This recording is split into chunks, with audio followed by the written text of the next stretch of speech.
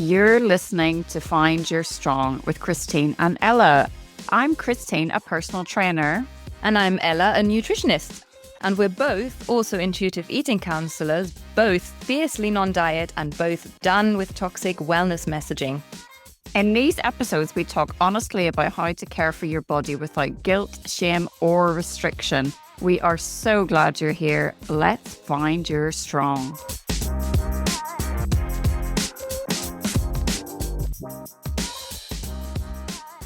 Hello, hello. Welcome back to another episode of the Find Your Strong podcast. We had the pleasure of speaking to Jenny Langley today. Jenny is an amazing coach for the new Maudsley approach, which is a skills workshop series for carers of people who struggle with eating disorders and are going through eating disorders. So Jenny had first-hand experience with this when her son, about 20 years ago, developed anorexia. And since then, she's campaigned to raise awareness of eating disorders and the impact on the whole family. And she provides lots of practical help and support to families that are affected by eating disorders through her workshops. Yeah, and we had a really good chat. It wasn't the shortest chat, but it is really worth listening to. The entire episode. It is absolutely brilliant, and I think we both learned a lot. But it is just also just hammering home the fact that eating disorders do not discriminate. And, age, race, gender, and I think that's what my key takeaway was really, that, boys get eating disorders too, men get eating disorders, adults get eating disorders, people in all sizes get eating disorders. And it is just something to really think about before we make a mass assumption. But no further, I'm not going to talk anymore. Here's the episode, and I hope you enjoy it.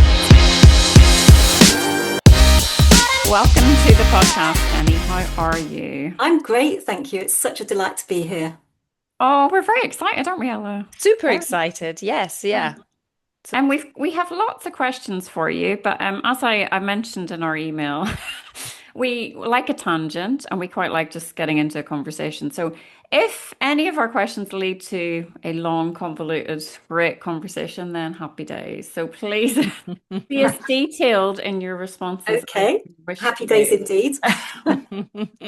But Jenny, we want to get straight in there and basically ask if you can give us a brief history as to how you came to this work. Yeah, of course. I mean, again, as much detail as you feel comfortable giving us. Yeah. So, like most families, when my eldest son developed anorexia, it was such a shock. It was like a bolt out of the blue. Then it felt like a bullet train running through our family. I was working in London as a city stockbroker. So I was juggling both to start with, and he was admitted very quickly to an inpatient unit, so I could carry on working while he was under their care. But I realised very quickly that when he was going to come home, I needed to be around. So, and interestingly, it was about the time that they were doing all these kind of rights for women in the city. So I managed to get all my kits at home, so that helped a little bit. But I did end up finishing that to focus on the work I'm doing now. But basically what happened with my son was he had a growth spurt, and who knows, a growth spurt can trigger an eating disorder. I just didn't know that. But at the same time he had a growth spurt, he started doing weight-bearing exercise because he was so passionate about football and running, and he wanted to be the best footballer, and he wanted to win the school cross-country run. And the irony is he would have been the best footballer and he would have won the school cross-country run anyway. But of course, the perfectionist gene, which I have big time, kicked in. And what we didn't realise was that he was doing lots of repetitive exercise in his bedroom. So he was eating the same as his friends. So we didn't think it was an eating disorder to start with. We were like, what's going on? And the GP had no idea it could be an eating disorder. Wow. So we got sent off for all sorts of tests. So cancer, IBS, Crohn's disease, you name it. He was tested for it, stomach blockage. And of course, they all came back negative, which was a relief. But through all those tests, he was eating exactly the same as his mates, probably 3,000 calories a day, because that's what sporty boys do, so he would be eating for Britain. So it didn't even cross our minds to start with. But this was just the first 6 weeks. So he started to lose a kilo a week because he couldn't eat enough to make up for all this secret exercise. And when we realized what he was doing, it was constant. like people talk about micro pacing and things like that, don't they? Whenever he was in his bedroom, he was going for it like thousands of press ups and push ups and pull ups. So anyway, then as we now know, what happens when your brain gets starved is that then you start to, your cognitions change. He was totally in denial that there was anything wrong, but he then visibly started to look very, very unwell, very pale, very withdrawn, very moody, like the tantrums. I thought, is this puberty? Because he's my eldest. This can't be puberty. This is like so extreme. And so, I then started saying to the GP, do you know what? I think this is an eating disorder. And Sam stopped eating as well. He really started restricting his eating. So then it was like double whammy that his weight was plummeting. So we knew we were heading for a hospital of some sort. And back then, so this was in 2002, they didn't hold kids in pediatric wards. If they decided it was an eating disorder, you might have a couple of nights of stabilization. So he collapsed. He basically went green and collapsed at home. We rushed him into our local pediatric hospital and he was there for 2 nights. And then he was admitted to a general CAMS unit in Maidstone. But I had to fight for the bed because the first answer that came back was, oh, we have a spare East Kent bed. We don't have a West Kent bed. Sounds like a pop song, doesn't it? So, Yeah. and you can imagine I threw my toys out of the pram and I said, well, I can't take this boy home. He's going to die. And thankfully, they were able to realize that this boy needed this place. So he did get the place. And it was an NHS general adolescent unit. They had good experience of eating disorders. They literally saved his life. So I'm eternally grateful to everything they did. But it was very female focused. There was one other boy there, but he didn't have an eating disorder. He was 17. You can imagine he was very depressed, suicidal ideation. So Sam was witnessing all of the things that this young lad was doing. And then the rest of it was like, teenage girls with a whole variety of different things. And traditionally they would keep the eating disorder patients for a long time, like 9 months. And I just instinctively knew that that wasn't going to be right for my son. And so I fought really hard. And of course, the inpatient psychiatrist didn't like that because they can be very directive, can't they? So the inpatient psychiatrist was basically, he's eating his way out of here. So once he'd gone through the refeeding syndrome bit and they'd started to increase his food, he would eat the food really quickly. And he didn't really engage in the psychotherapy, but he really engaged in group therapy and art therapy. And then there was a cognitive behavioral therapist who was a young man that would talk to him about football. So that was great. So it was holistic. So there was lots of things that Sam could engage with. And so I was very comfortable after he was there just over 4 months. And I was very comfortable that he was ready to come home and that I was ready to bring him home. And the new Maudsley approach didn't exist then. We just had to wing it, we just had to work it out. And I learned very quickly by getting things wrong, like the first time, I'll just tell this little story because it's quite funny, but the first time when he was coming home, and so of course I took the 2 boys to the hairdressers. So his brother was 9. So I took them to the hairdresser. Sam had his hair cut first. And then I said, right, we'll just wait, won't take long. James is going to have his haircut. And literally, it's like 300 yards from home. And Sam was like, no, it's fine. I'll walk home. And I went, no, you can't walk home. So, of course, we had a mega argument in the middle of the hairdresser. It was so embarrassing. And I realized afterwards how wrong I was. Because what was the worst thing that was going to happen? He might have run down the hill 300 meters, So we were on a steep learning curve when he came home. But I knew it was the right thing. And he was under kind of a Damocles sword that if he didn't maintain his growth so they put his weight target up immediately that he came home. So if he didn't maintain that, then he would have to go back to the hospital at weekends, which would be terrible for 2 reasons. 1, because that's when all the football was. And 2, because there was always skeleton staff, if that's the right word. Yeah. There was always like the contract staff who knew nothing about eating disorders. So that would have been absolutely terrible. And thankfully, the outpatient psychiatrist had a completely opposite view to the inpatient psychiatrist, and they were actually married to each other. So it was an interesting conundrum. But I've since learned that inpatient psychiatrists can be very risk averse, whereas outpatient psychiatrists are all about helping the child and the family get back on track, aren't they? So that was kind of in a nutshell what we went through. And I fought really hard at every stage to, make sure that they were doing what I instinctively thought was right for my son. So I resisted medication for his OCD because he never had obsessive behaviors before his brain was starved. Had a bit of a fight about that, but I said, I'm not anti-medication at all, but I'm anti it right now for my 12-year-old. And then I fought really hard that he could go back to school for just for the sports, just for to stand on the cricket pitch with his mates. And I made a spreadsheet, and the inpatient psychiatrist hated my spreadsheet, and the outpatient psychiatrist loved it. It was so funny. Looking back, it was quite funny. But also looking back, I remember how bad that inpatient psychiatrist made me feel, Yeah. and how much the outpatient psychiatrist empowered me. And that was the key to what I do now, because I thought, we've learned so much. What can we do to support other families? And the first thing was, I said to my son, how would you feel about sharing our story? Because there's no positive books out there about males and eating disorders. Oh. And he said, bless him, he said, if one other family benefits from reading our book, Mum, then it will all be worthwhile. So I wrote the book, and I'd written a very detailed diary as we were going through, because as we all know, journaling is very cathartic. And so I'd got that, and I've got a really nerdy kind of detailed brain. And also he gave me permission to get all of his medical notes. So the first step towards Wow. giving something back was writing Boys Get Anorexia Too, and creating a website for that. And then the second thing was linking up with BEAT, which was then the Eating Disorder Association, to start a carer group in Tunbridge. And I ran that for many years. And about the time I started the carer support group, which was really popular, the first meeting we had one person, and then suddenly people were flooding in. So there was a real need. So that was the time I was introduced to Professor Janet Treasure. So she said, you'd be great as a guinea pig for our research into the new Maudsley approach. So I was one of the first guinea pigs, and went through the Wow. whole research program. And I love learning. So it was like an amazing learning curve with an amazing team of people. And then so the Maudsley was linking up with BEAT to launch what was then called Empowering Families, which is now developing dolphins and raising resilience, and the other carer groups they have.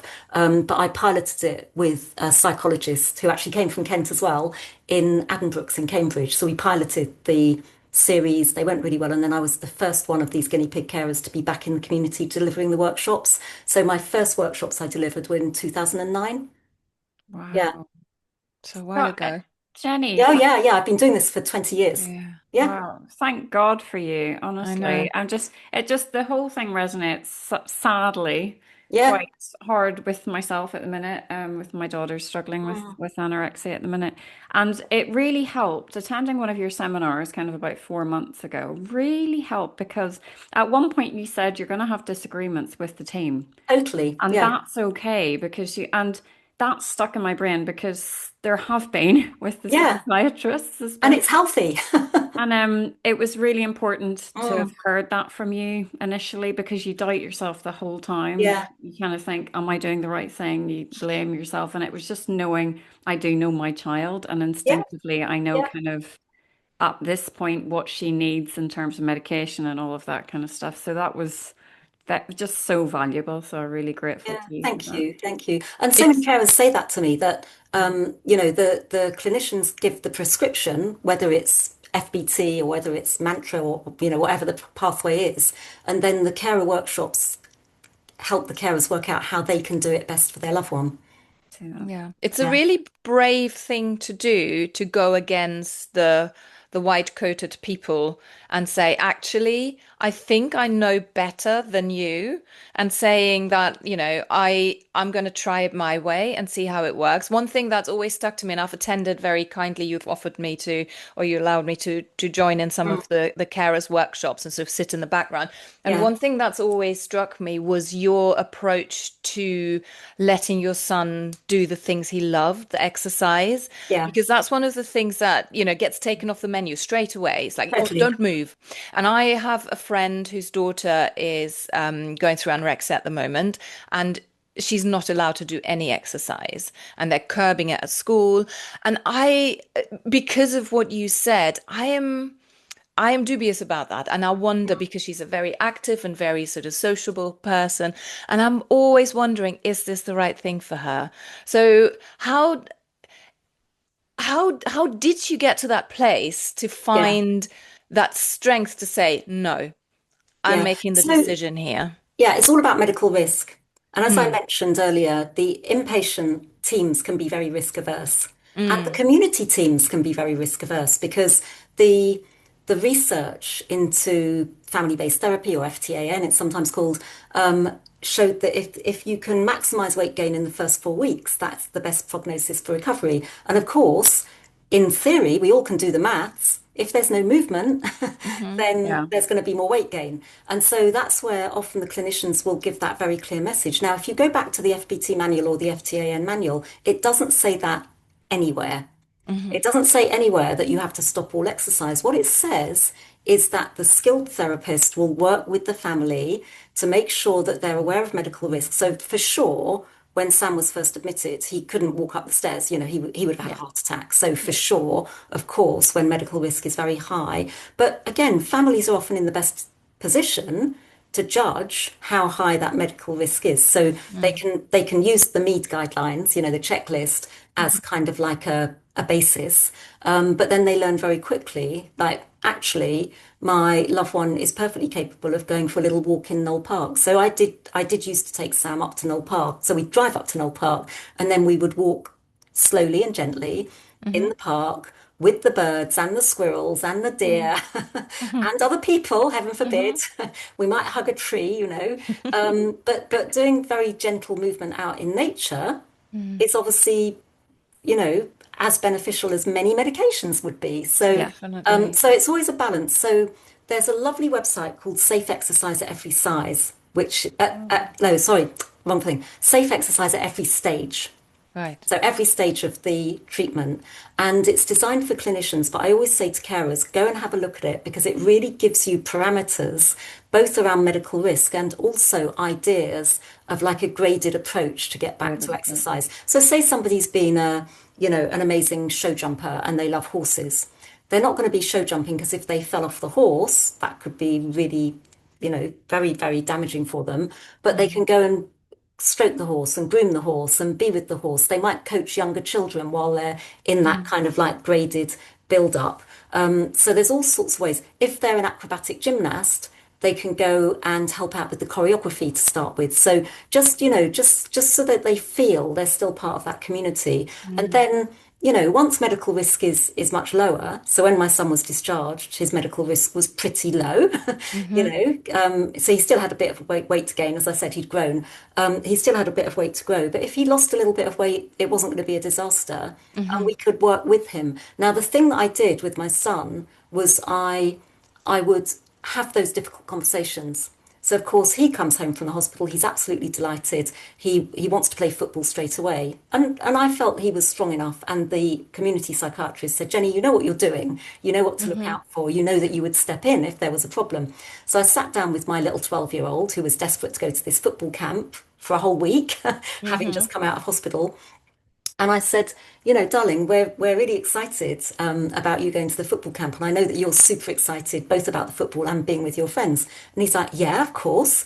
Are you saying I can't go? So he's immediately suspicious. And I'm like, well, no, not at all. Of course, we want you to go. We really want you to go. We know how much joy you're going to get. And let's just think about how you can fuel your body to play your best football.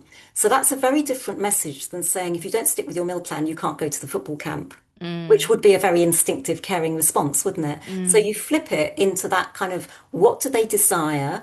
And then we're going to help you be your best person for what you desire.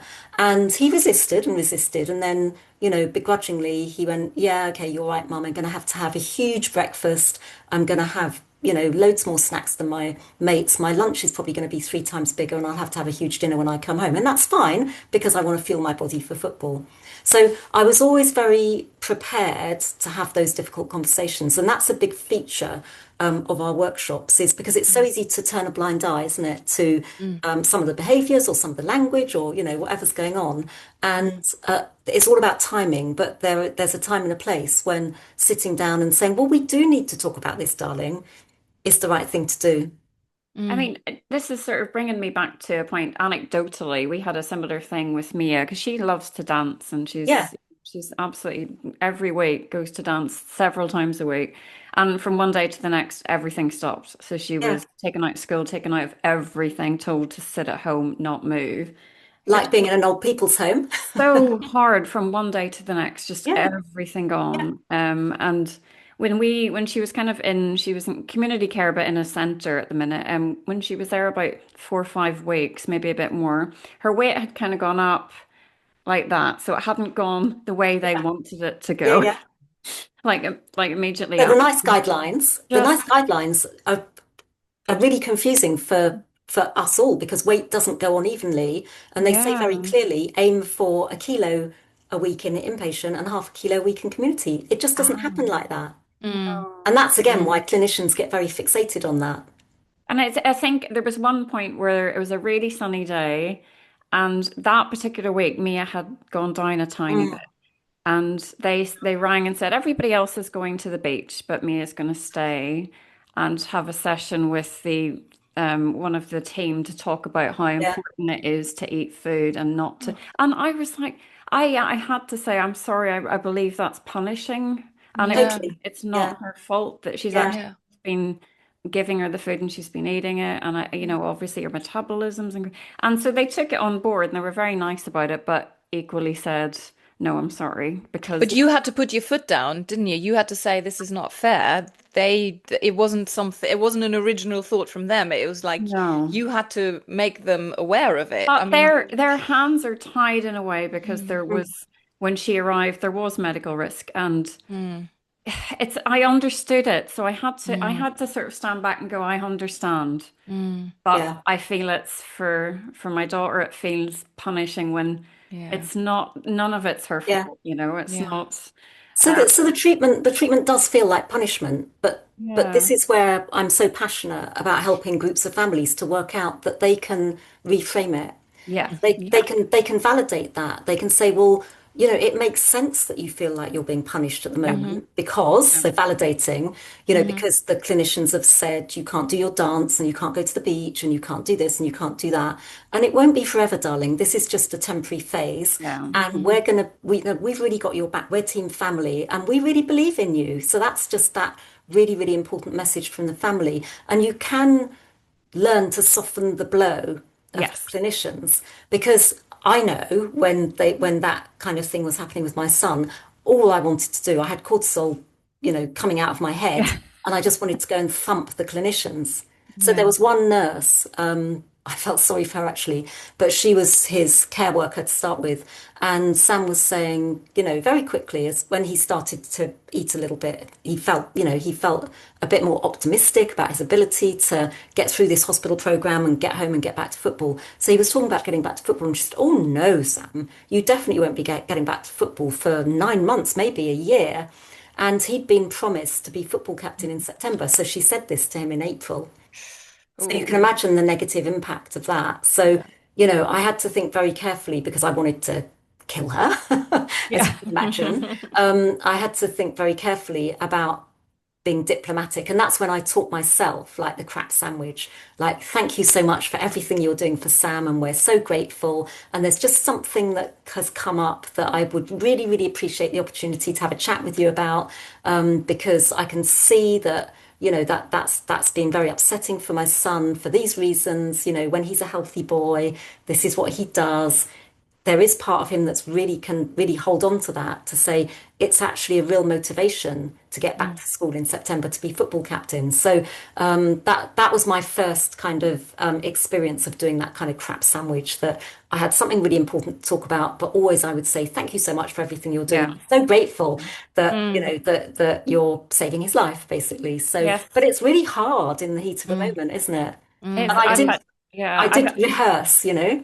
I think you was it a jellyfish you talk about I've Yeah. jellyfish a lot. So Ella, that just means a bit of a I know. Yeah. On that note, Jenny, would you mind sharing a little bit about the new Maudsley method with us and the yeah, listeners? yeah, Because I think from what I have heard and learned in the workshops, it's amazing, and it is very it's such a positive way of dealing with things. That's what I really like about it, because there's so much negativity and there's so many you can't, you mustn't, you And have this is all you to. can. Yeah. And this is very empowering and it's Mhm. very positive and it's very focused on the person who's going through all of this. But also, it is really, I think that the carer learns an awful lot about Yeah. self-compassion through it as well. So, Yeah. do you mind sharing a little bit about Of course, of how course. it's sort of Well, yeah, well, set first up? of all, yeah, first of all, so Janet Treasure, who's working with very, very unwell patients, predominantly with anorexia at the Mm, Maudsley, and working with families, was noticing certain traits, certain things came up over and over again. And she said, I can really see that it would be really, really beneficial to upskill these families. And when I was, the guinea pig in the research, I thought, oh my goodness, every parent in the world should have these skills. They're just good skills for that transition from childhood to teenage to adult, and it's all about keeping connected. So the communication is a core part. Validating emotions. So rather than ignoring emotions, you really do talk about emotions. But if you're a family that has alexithymia and can't talk about emotions, you can talk about being hot or cold or a color or something like that. It doesn't have to be emotions. But also that there will be many, many times when you feel stuck, and that's normal. So again, that's a huge validation. And I made this lovely kind of infographic for carers of these are things that you can do at any stage.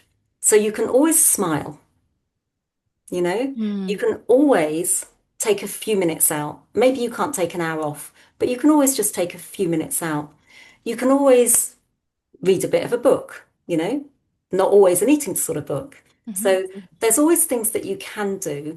And one of the really, really important things for me, and this is really a core, isn't it, in any trauma-informed training, is playfulness and joyfulness. So you can always do something playful and joyful, however bad it is.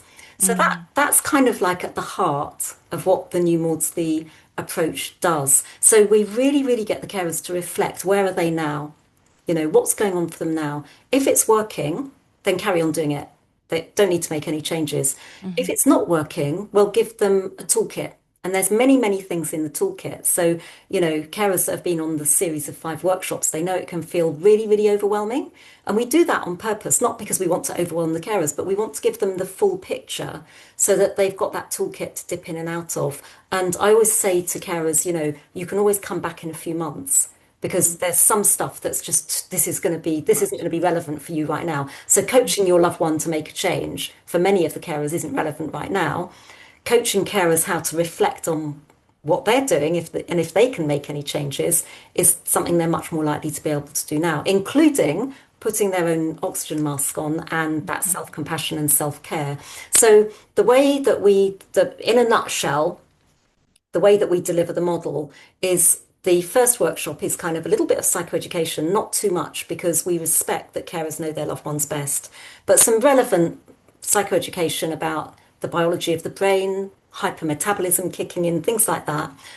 So a little bit of psychoeducation, helping carers to really reflect on their own emotions and validate their own emotions. And then we've got some lovely empathy exercises. So really helping the carers to step into the shoes of their loved one, not to agree with the behaviours, but to be able to connect.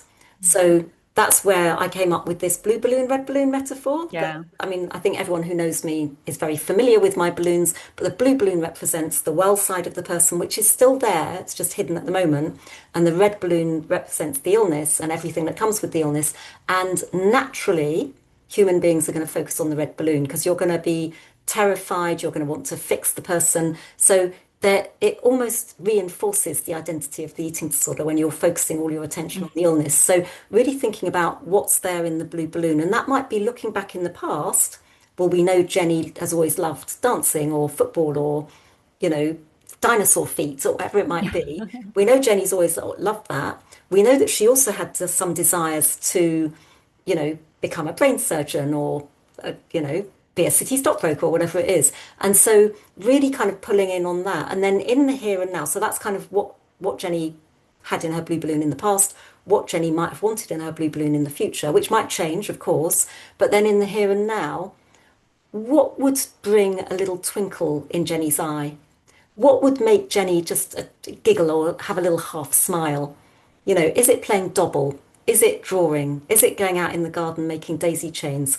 Is it buying a puppy and cuddling the puppy, or looking after a Russian hamster or something? It can be a teeny tiny thing, or it might be a great big thing, but really focusing on the well side of the person. And that, of course, is in line with all the mental health charities who always say, talk to the person, not the illness. Yeah. So that's part of the blue and red balloon. And then the other part of the blue and red balloon, which is so, so important, is that helping carers to understand why their loved one and also them, the carer, are in fight flight all the time. So we do this exercise, popping the red balloon. How would you feel if you're holding this balloon in front of your face and I'm walking around with a pin, and you've got your eyes shut and I'm walking around with a pin? It would send you into a fight, flight, physiological state, wouldn't it? So, and then I pop the balloon. Isn't it amazing? It calms down really quickly, but it doesn't calm down if you're the person with the eating disorder, or it doesn't calm down if you're the carer fighting for help, because you feel like you're in fight, flight all the time, and your amygdala is completely hijacked and you cannot think straight. And I would say I remember my brain was like mushy peas for that first kind of phase. So popping the balloon is a really visual kind of like example of what your loved one is feeling like all the time, not just when they're holding a balloon, which is about to be popped with a pin. And then we do a couple of other empathy exercises, but one of the most easy and valuable is thinking about saying to the carers, what would your loved one say are the benefits of their eating disorder? So, and then if I've got 12 people in the room, they'll probably come up with 12 different things. And I'll say, so, okay, let's flip this. So if you had something that gave you safety, you felt in control, it was part of your identity, you'd worked very hard at it, people gave you attention, it numbed difficult feelings, you didn't have to take responsibility for tough things, how much would you want to give that up? So we really set the scene with the red and blue balloon and the empathy exercises. So that's in the first workshop. The second workshop, we have a light-hearted introduction, which is the animal metaphors. So that's all about which animal are you now? Is it working? If it's not working, then maybe try to be a little bit more of the gentle guiding dolphin and the calm, compassionate, solid St. Bernard. And then I teach them motivational interviewing in like an hour, which is a lot. I'll say, imagine I'm teaching you Japanese in an hour, and I've made a very simple framework for it. And I say that this is much simpler than it looks. And some of these are going to resonate with you more than others. So whether it's noticing the emotions, or whether it's affirmations, or whether it's finding areas of agreement, you're going to find something in this little matrix that you're going to be able to start with. So just start with one or two small things first. And I think the second workshop is the hardest one, getting around that language, but it's the most important because the language is really, really going to help them to really, really, really connect with their loved one. So simple example, pre-COVID, when I used to do the face-to-face workshops, I had a lady and she said she dreaded taking her daughter to Maidstone for the weekly appointment because she knew her daughter would come out in a really dark mood and would be stony-faced and silent and mute all the way home. And sure enough, so while her daughter's in the therapy session, the mum's looking through her notes from the second really difficult workshop. And anyway, her daughter comes out, sure enough, slams the door, smashes her hand on the dashboard and says, I hate therapy with a passion. And previously, the mum would have argued with logic, well, it's part of the program, you have to go. She might have said, I know it's difficult, but you don't understand. There would have just been like complete stonewall on the drive home. So instead, the mum paused and she said, do you know what, darling? It's great you can be so passionate about something. And her daughter laughed and then told her all about the therapy session as they drove home. Yeah. So we don't have a magic wand, but we have a sprinkling of fairy dust, is the way I always put it. So that's the second workshop. The third workshop is very much carer reflection. So moving on from the animal metaphors, we think about their own care network. So their own herd of elephants, we call it. Like, when you're in a herd of elephants, they all look after you. So who's in the carer herd of elephants? And then we have this 5-step model for change for carers to think about, what could I change right now? And we use this framework. I call it the reasonable adjustment framework because we all make reasonable adjustments, don't we? But the technical medical term is the accommodating and enabling scale, which I feel is very judgmental because of course you're going to make those adjustments to start with, aren't you? And it's all about timing. So it's all about that reflection. Is this still working? Is giving reassurance that this won't make Jenny fat? Is it working? Yeah, it's working. So I'm going to carry on giving reassurance. Have we now got stuck? There's now 50 questions. Maybe now we need to, break away. So I send after the workshop lots and lots of examples. A big one is turning a blind eye to eating disorder behaviors. So, there's a time and a place when you need to challenge that bad behavior, or you need to notice that your loved one is binging and purging late at night. So again, giving them lots of ideas of that. And then the fourth workshop is the same 5-step model, but the carers can imagine that they're coaching their loved one. So when their loved one has moved into kind of preparation, so further through contemplation into preparation, and actually is saying, I want to go to university, I want to go to college, I want to get back to dance, I want to be in the dance competition, then you can start to coach your loved one using all of the same techniques. Then we have a little gap, and then the fifth workshop is very much a review and reflect, like, what have we learned? What are you facing? What are the challenges? Where do things feel stuck? And it works. Yeah, it works. And I love doing it. It's just an amazing place for carers to come together and actually to hear that they're not on their own, that there's other people going through the exact same thing. I always find it very moving listening to everyone's stories and, yeah. Yeah. And they all look out for each other. It's so lovely. Like if there's a carer of a very young child, then obviously the group will kind of like be drawn to that to support that mum. And as a facilitator, I need to make sure that's not too much because that wouldn't be healthy. So if there's a husband, then I need to make sure that we include his perspective, his scenarios. If I've got grandparents, I need to make sure that their perspective is included, which is useful for the other carers to hear. Recently, I had two sisters in their 50s who were supporting their 80-year-old mum, who'd always had an eating, as far as they knew, she'd always had an eating disorder. And they said, we want to come because we've heard it can really help with the communication and the connection. And oh my goodness, did they lap it up? They were just like, oh my goodness, this red and blue balloon. I wish we'd known this when we were kids, Oh my goodness, this way of speaking. I wish we'd known this years ago. And they realized that they were very, both kangaroo and rhino-like. So they could be overprotective of their mum, but they could also be very logical and directive, with their mum. And one of the things that came out, they said, well, mum loves playing really loud music and we always tell her to turn the music down. So I went, okay, so what's your reflection now that we've done the blue and red balloon? Well, we need to dance with her, not turn the music down. We need to dance and sing with her. And then she's got very clear political views, which they don't agree with, which often is that generational thing, isn't it? So they would, in the past, they would always say, well, we're right and you're wrong, mum. And now they're being curious about her political views. So their relationship is transformed by coming on this little course. And there were no other people in the same position on this course.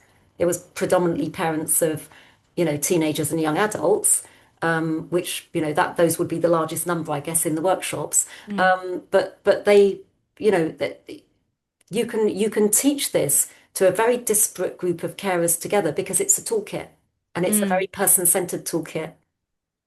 Yeah. I mean, one thing we always talk about is the fact that eating disorders, obviously it's been brilliant sort of having you talk about Boys Get Anorexia Too, and because it is seen as kind of very specific demographic, isn't it? Yeah. I think it's so important to realize that eating disorders do not discriminate. Totally. And also you can't see. No. You can see that very stereotypical middle class white Caucasian female who has anorexia. But do you know what the statistic is of what percentage of eating disorder patients, so people that are diagnosed, are medically at risk for being underweight? 6%. 6%. 6%. Yeah. So crazy. Absolutely crazy. Yeah. Because that's the group that the NHS will focus on because medical risk is so high. Yes. So the group that are in that middle ground, so there might be a diagnosis of anorexia, but they're not sick enough, which is terrible in our society in this day and age, isn't it? That they're not sick enough. There's the whole cohort of people with bulimia and binge eating disorder that you can't see that they have bulimia and binge eating disorder. So yeah, and that's why with the topical sessions that I do, the deep dive sessions, which are additive to the series, we can cover all of those things. There is a binge purge session. There is, we talk about self-harm. We talk about teenage brain development, things we don't have time to talk about. The latest one we did was about obsessive compulsive disorder, which is very common with people with eating disorders. And I had two lovely carers whose daughters have come out the other side now, and they'd got a slightly different experience to mine. So I could tell my story of Sam's OCD that basically came with the starvation, and they could tell their story of the OCD being hijacked by the eating disorder and then like just spiraling out of control. And both of those families had managed to get OCD therapists with a knowledge of eating disorders at the later Wow. stages of the eating disorder treatment. And that had been a really successful formula. But they had different stories, you know. Then I do the rolling autism program, and I do that over a longer period. So that is additive to the core series. But basically, it's one a month for 3 months. And because, you know, families can be neurospicy, can't they? So it's not just Yeah. the child, yeah. Yeah. And so often I've had so much feedback from carers saying, thank you so much for spreading it out like that, because it gives us time to process and digest and think Yeah. about it and reflect. And, you know, they're really popular. And I've got Yeah. the backing of Kate Chanturia, you know, who's the lead psychologist on the Peace Pathway at the Maudsley. So Oh, yeah, that's but she made all of her clinical teams sign up to my email network the other day. Yeah, good. Amazing. Yeah, but Um, it's so important, isn't it, to have that network, to have all of these experts sort totally. of Yeah, feeding in. And I do like, I mean, what you just said sort of rang a bell because there's so much overlap with other yeah, things. So totally. the OCD, the anxiety, Exactly. neurodivergence, all of those things that there is a huge amount of overlap. And the other Totally. thing I think we really need to address is the fact that it's not always a visible thing, and very Yes. often the behaviors that are displayed are being praised. I know somebody, for example, whose daughter, if you were to diagnose her, if there was a diagnosis, would be orthorexic, Yeah, and it's one of those things that gets praised. Oh, you eat so I yeah. healthily. Oh, know. well done Yeah. you. And it's yeah, unless she's medically underweight and there's concerns, it's like, oh, well done, you keep going.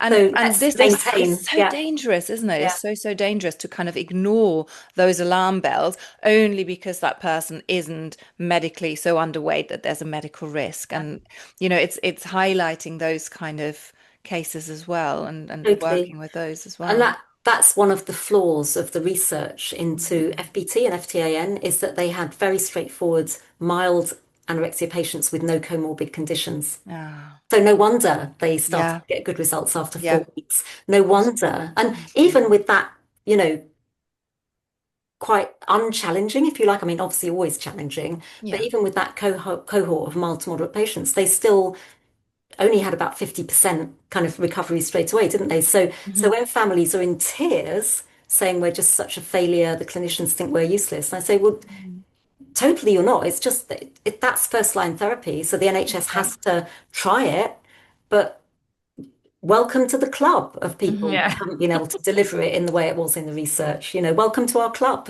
Welcome to the club. Yeah. Yeah, Um, I think I'd love to, if possible, because we could go on forever because I'm just enjoying this Yeah. conversation so much.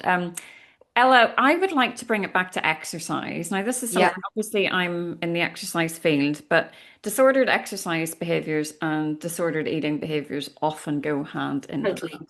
And especially when you're recovering from an eating disorder, this is personal experience for me. I went from one to the other. So I went from eating disorder to disordered exercise Yeah. behaviors and trained to be a trainer so that I could spend the whole day Exercising all the time. exercising Yeah.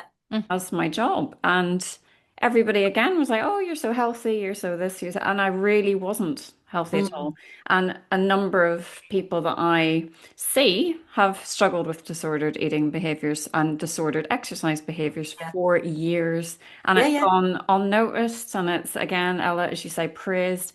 And it is Mm. how do we bridge that gap from eating disorder recovery, getting people back to movement in a Yeah. healthy way, because it's really a minefield. Yeah. It's really hard because especially somebody who's really enjoyed movement, it's getting Yeah. them to sort of trust their bodies and get in tune with their bodies again can be really tough. Mm. So this brings us back to trust. Yes. All about trust. So to start with, so if you don't trust the people around you, not to judge you or criticize you or tell you that you can't exercise, you're not going to open up to them, are you?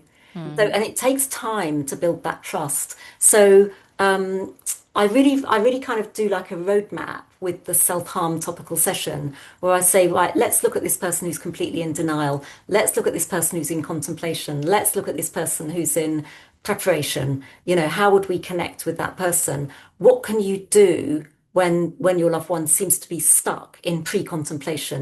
And you know, there's that lovely term, isn't there? Anosognosia. Do you know that word? Mm-mm. Oh my goodness. So you can be in an anosognostic state of mind. Okay. So Anosognostic. that's Okay. basically, Christine, what you've just described with your exercise and training. Yeah. Mm-hmm. So if people said to you, so if someone close to you was like, I'm not sure about this regime that Christine's doing, it's like, you know, there's nothing else in her life. It's become a red balloon thing. Like she can't have a healthy blue balloon when she's doing all of this training and this exercise. And if they just came in with welly boots saying, I think you've got a problem, Mm. you'd go, well, No, I haven't. no, I haven't. But, Yeah. look, but when when you're in the anosognostic state, Christine, you wouldn't even know what they were talking about. So it's like Mm. if I said to you, so if anyone doesn't know, Christine has blonde hair, yeah? Blonde straight hair. So if I said to Christine, you've got black curly hair, Yeah. yeah? You're like, no, I You don't. go, well, no, I don't. I say, yeah, you have. I know it's not how you feel, but you have got black curly hair. Mm. Then that you would think I'd lost the plot. And that's what happens when Yeah. somebody's in that anosognostic frame of mind. So my son was in that at the beginning. Yeah. Mum, I don't know what you're talking about. Um, you know, I'm healthy. You need to eat less and exercise more. Look at the size of your ass. So he would throw it back at me. And he Oh, yeah. truly believed he was healthy. Mum, Mm. all the sporty boys are like this. All the sporty boys do all this exercise. All the sporty boys are watching what they're eating when he stopped eating as well. You know, he had no idea what I was talking about. Mm. So how do we connect with that person? Well, we think about how can we step into their shoes and share something with them. So what would you be feeling, Christine, if I just kept going on and on that you have black curly hair? What would be your primary kind of like emotion? Just not anger, but just frustration. Frustration. Frustration. Yeah. Yeah. It must be so frustrating, darling, when you feel fine and everyone around you thinks something else. Or it must be so Mm. confusing Validation. when you think one thing and we're saying the opposite. Yeah. Mm. So that frustration, confusion, it makes sense that you're feeling angry because people are trying to tell you what to do and you don't understand why they're doing that. Mm. You know, it makes sense that you feel angry. So you can connect on that level. And for somebody who's not at medical risk, who is doing something that has become very habitual, that gives them lots of benefits. So there's lots of benefits of being the trainer, of being fit and healthy, of getting all those affirmations. That's the only way in. Yeah. Because you're not gonna get in by arguing with logic. So Yeah. it's that Exactly. softly, gently approach. Now, I've had two amazing ladies speak at my carer support group. So Caroline Drummond, she's got another part of her name, but anyway, Caroline Drummond came and spoke a couple of times, and she was the lady that ran, like in her community. Oh, there's Caroline out running, you know, nobody thought anything of it. Her life was totally dictated by her exercise regime. And Mm. she now is an amazing life coach. Like she's Wow. incredible. I just love her. And then Caroline Tosh, it just happens to be two Carolines. Yeah. Caroline Toshak just happened to be running a compulsive exercise session for Bernie Wright in the NEDI training Mm-hmm. programs. And at the same time that I was doing one the following week. So we came to each other's and we had so much common ground. And she also has ADHD and I think she's ADHD. So she's Mm-hmm. got the perspective of autism and ADHD, which she said was part of the feature was that the regimented running was part of her daily routine, you know, her Yeah. Mm-hmm. self-protection in a neurotypical world. But the eating sort of hijacked it. But she was never unwell enough that people would be challenging her. So in the end, she reflected, I'm feeling a bit frustrated because I've got stuck in this. I'm feeling a bit confused because it's if nothing changes, nothing's ever going to change.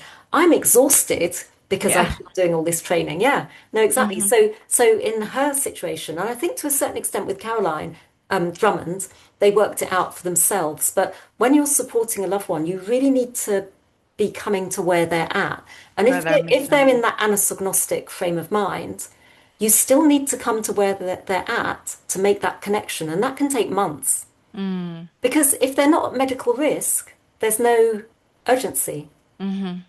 And it's Mhm. you know it's interesting, Ella, with our training. So we're both intuitive eating counselors, Yeah, and one of the chapters, one of the principles is movement, feel the difference. And that was kind of my first introduction to movement, actually asking myself, how do I want to feel when I move? How do Mm, I feel when I move? yeah, And just oh, I can ask myself that. That is actually, it yeah, doesn't just have to be about punishing, chore, keep going, just move. It's oh, how do I feel? And just and it takes time, I think, doesn't it? To just, I had totally. to take a bit of a step back from running and everything that I was doing because I couldn't be sure why I was doing it. I couldn't be mm, sure. And it really served me very well. And it's still a work in progress in the sense Yeah, that yeah, you of course. never, you're always adjusting and making Yeah, moves. But it is, yeah, it's an interesting one. I find the yeah. intuitive eating approach quite, I don't know, I It's really, not for everyone. not for It's everyone. absolutely not for everyone. So you know the flea famine theory. flea Oh, famine. No. if we're talking about compulsive exercise, we have to talk about the flea famine Okay. theory. So, Okay.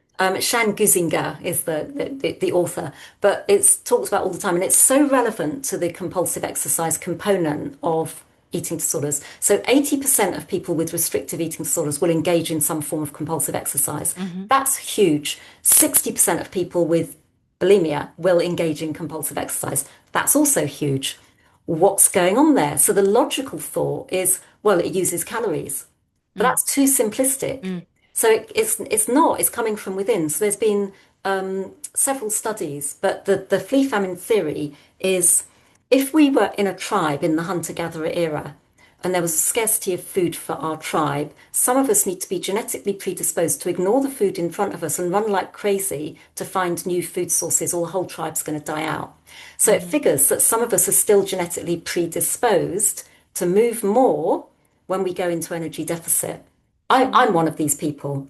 So ah, if I've been really busy and hyper focused on research or writing or delivering training and I haven't eaten all day, I want to go for a long run. Like I've got wow. this just Energy. urge to go for a Mm, long run, and I would be running on empty. mm. So I've learned that that's not very good for me, and so I would have a chicken sandwich and then go for a long run because I love going for a long run. But with my son, that was exactly what happened. He had a growth spurt, went into energy deficit, and he just moved more and more and more and Yeah. more. So they replicated it in a rat study. So they had a group of healthy rat. Sorry, all the rats were healthy, but they put them in two groups. One arm had a normal rat diet, and the other had a restricted rat diet, and they all had a wheel. So the rats in the normal diet ran on average a kilometre a day in their wheel. So guess how many kilometres the rats in the other arm ran on average? Because not all of them would be genetically predisposed. On average, Yeah. 21. What? 21, yeah, Oh, I 21. was just going to say maybe three times that. Yeah. Yeah, no, people normally say 21. 3 to 5, 21. And that's on average. So some of the rats weren't running extra. Oh, So some of the wow. rats were literally running themselves to the ground. Yeah. Wow. And they replicated it in some pig studies as well. So there's a group of pigs called lean pigs. And if they go into energy deficit, they start pacing, like manically pacing, which we see a Wow. lot of that in eating disorder services as well, don't we? That's so interesting. I wonder what the sort of biological mechanism behind that is, because it doesn't logically doesn't make sense, does it? When you're in Yeah, energy deficit, you should yeah, just be shutting down and I calming know. down and sitting down. You have this superpower to run more, Wow. yeah, or to pace or to move Yeah. more, even if it's Yeah. the micro movements. It's this Yeah. compulsion, I have to move, and then it can be wrapped up with the OCD. So Sam Hmm. was convinced that if he didn't do all of his repetitive exercise, something terrible would happen to the other family members. Oh, And goodness. you know what? It's also compounded by, so I've got ADHD Yeah, diagnosis, but for me, I just wake up and I just have so much anxiety and my brain is like, so if I run, great. It yeah, just helps totally. me. And then I feel like, oh, I'm ready for the day now. So Exactly. there's so many reasons that, that add That's to another reason why just taking all exercise off the menu is not a good It's idea, is it? cruel. It's agreed, cruel. Yeah. agreed. Unless Yeah. there's Yeah. really high medical risk. Yeah. Yes. So, have I got time to tell another Yeah. really Yeah. Yeah, compelling story? yeah, So, sure. yeah. So, this was way back. So I'd written the Boys Get Anorexia Too book. It was published in 2006. So I was at a conference and there was a team there from Ellen Mead who always historically have treated patients that have been resistant to treatment elsewhere, and they tend to keep them for much longer and, very very well renowned. They've had a few issues, like, just recently, but don't all hospitals, sadly. But I asked the psychiatrist, I said, what's your view on movement and exercise within treatment? And she said, well, we've just changed our mind. And she said, we've changed our mind because we had this little girl, let's call her Sophie. We had this little girl, Sophie, come to our unit, and she's 12 years old. And she can see that some patients are allowed on the running machine. And she doesn't meet the parameters that we have to be able to go on the running machine. So the nurses are using all their skills of, motivation. Well, that if you stick with the meal plan, then you'll be allowed on the running machine. And Sophie just couldn't engage in that. She couldn't engage in any of the treatment. So the psychiatrist sat down with her and, was curious, gently curious. So we've noticed, Sophie, that you're really, really interested in the running machine. So without any judgment, just we've noticed you're interested. And Sophie said, well, I love running. I've always loved running. I don't need to run all day. A little bit of running would really help me. So it would make me feel like calmer, and it would give me some joy to think that I can get back to my running when I'm better. So, okay, that's interesting. Oh, so it must be really excruciating for you to see other people on the running machine. And she said, well, yeah, it's awful. I can't think about anything else. That's all I think about all day. And so the psychiatrist said, so if we could come up with a safe plan where you can start going on the running machine, would that be helpful? Yes, because just a little bit of running, and they started with a few minutes of walking, but she literally then had her got the foot on the path to get back to her joy of running. And I've seen so many clinics going through that transformation where they're saying, okay, and that's where that safe exercise at every stage website is so useful.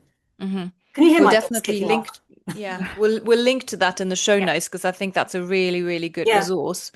And also obviously to all of the work that you do, the new Maudsley method, your book. So we will put that all in the show notes, because I think that will be really, really helpful to anyone listening who has a loved one that they care for, or maybe someone who's going through it themselves. Simply, yeah. And so, Jenny, before you go, we need to ask you, what do you love? How do you love to move? I love running, but I also love, my husband's got me into golf. So I quite enjoy the golf. I mean, I'm not very good, but I've got a handicap and I can get around a golf course. So I've got some really, really lovely girlfriends at the golf club. So I'm not the biggest fan of great big, loads of ladies. We've got our spring meeting next week. So that can be a bit overwhelming. But I've got a couple of friends. We go every Friday evening because my husband plays cricket on a Friday evening. We go every Friday evening and play golf. I love anything to do with water. So swimming, sailing, anything on the water is great. And walking in nature. I could walk all day. You need to come to Brighton and do a bit of swimming in the sea. Yeah. Well, I grew up by the sea. I grew up in a place called Pett Level between Hastings and Rye. So yeah. Oh, lovely. And it's called Pett Level because it's a petrified forest on the beach. So when the tide's out, it's all this petrified wood. It's amazing. Oh, wow. Yeah. I've not heard of it. I need to go and see it. You do. Yeah. Amazing.